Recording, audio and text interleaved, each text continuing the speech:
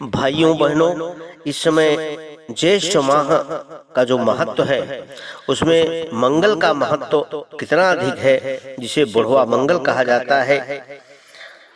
जानते हैं कि इसका महत्व क्या है, इसका शास्त्रों का प्रमाण क्या है। आखिर कोई न कोई बात जरूर हुई होगी। इसीलिए एक तो मासों में ज्येष्ठ मास, और ज्येष्ठ मास में इतनी गर्मी, भयंकर चिलचिलाती हुई धूप, और उसमें उस मंगल के दिन में कहीं न कहीं कोई न कोई भक्तों की कतार लगी हुई होती है।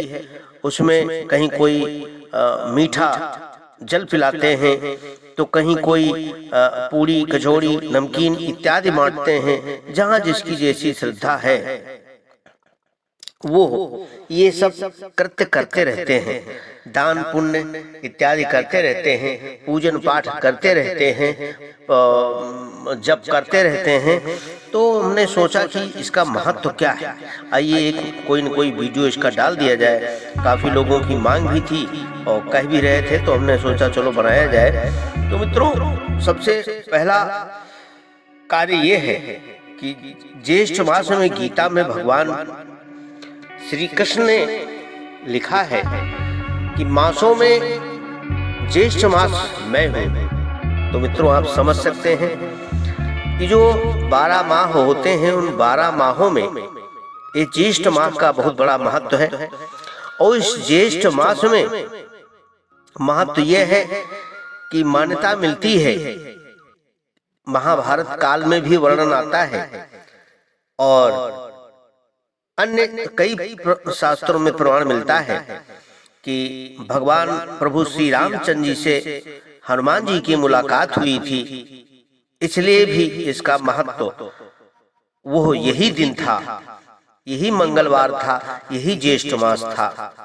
तो जिस समय ऋष्यमुख पर्वत नियर आया, हनुमान जी वहां छिपे बैठे हुए होते थे उस पर्वत पर, ऋष्यमुख पर।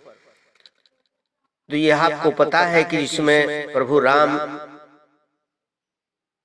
भैया लक्ष्मण सीता की खोज के लिए घूम रहे थे।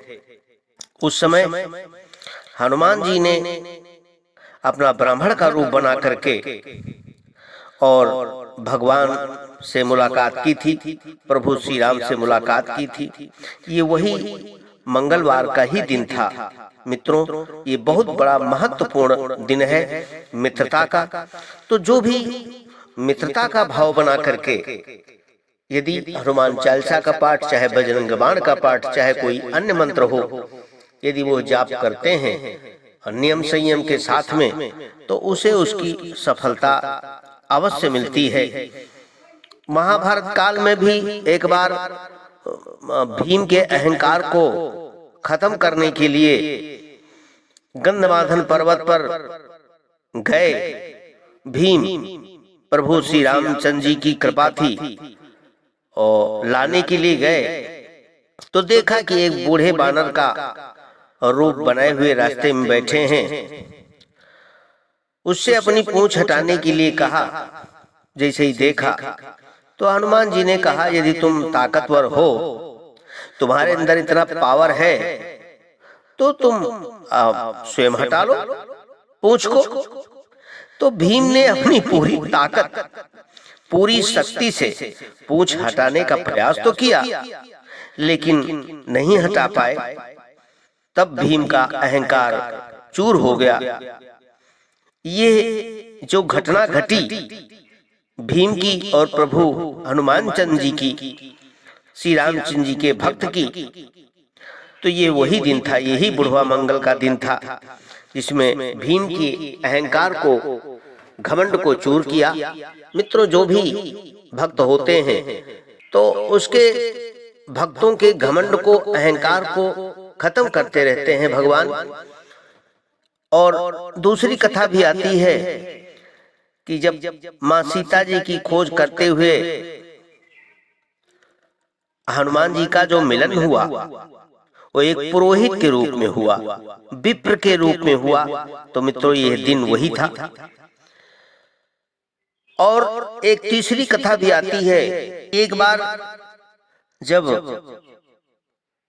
रावण ने हनुमान जी की पूंछ में आग लगवा दी, तो हनुमान जी के अपना विकराल रूप जब धारण किया और रावण की लंका जलाने के लिए अपनी पूंछ में अग्नि पैदा की, अर्थात बड़वानल पैदा की, जिससे यही वो समय था,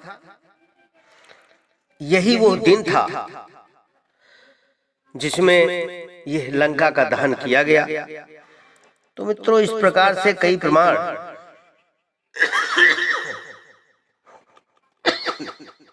मिलते हैं। तो जो भी भक्त इस प्रकार से प्रभु श्री रामचंद्र जी की मित्रता करता हुआ हनुमान जी की आराधना करता है, उससे भगवान स्वयं ही प्रेम करना प्रारंभ कर देते हैं। इसलिए आप सब निसंकोच अधिक से अधिक श्रद्धा भाव के साथ में प्रभु हनुमान जी का पाठ करते रहें, जप करते रहें, दूसरे समाज की सेवा करते रहें। जो भी भगवान ने दिया है उस श्रद्धा भाव के साथ में उस समाज में बोते रहें, यही कामना है। बहुत बहुत इस बुढ़वा मंगल की शुभकामनाएं।